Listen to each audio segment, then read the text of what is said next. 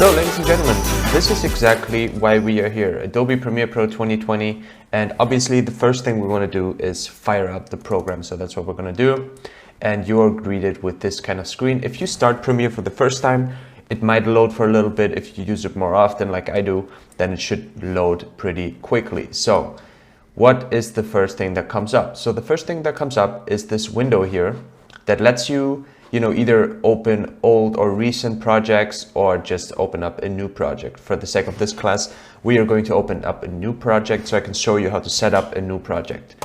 Click New Project, and here we have the New Project window where we can do a bunch of settings. We can give the project a name.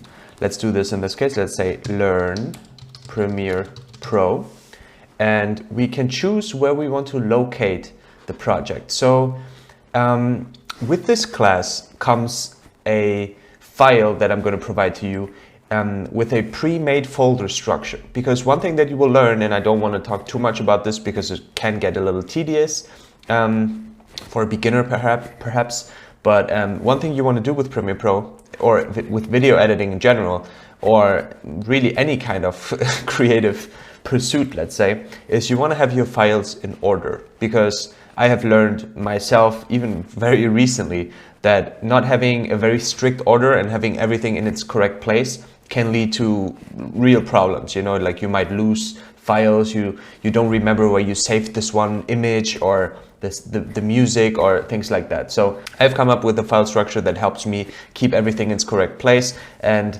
that's where this comes in check too. So if we look at it for a second, I have this project folder here for my Skillshare class that I'm going to edit later. And as you can see, there's a bunch of folders here. There's media, exports, assets, project files, thumbnails.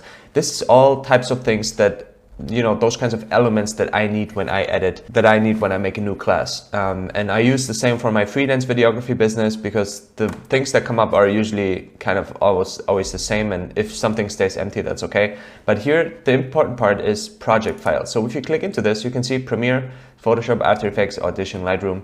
Those are the projects, those are the programs that I use. So whenever I start a new Premiere project for a client job or for a Skillshare class, I instantly position the project file within this folder structure so I know exactly where it is. It's not saved on the desktop, it's not saved in the documents folder, it's saved in the correct place, so I always find it later on. And that's really key, but more on that later. So we saved it here in the correct place. The rest of the stuff here, to be really honest, I have never changed anything of it. I have not really seen anyone change any of those things.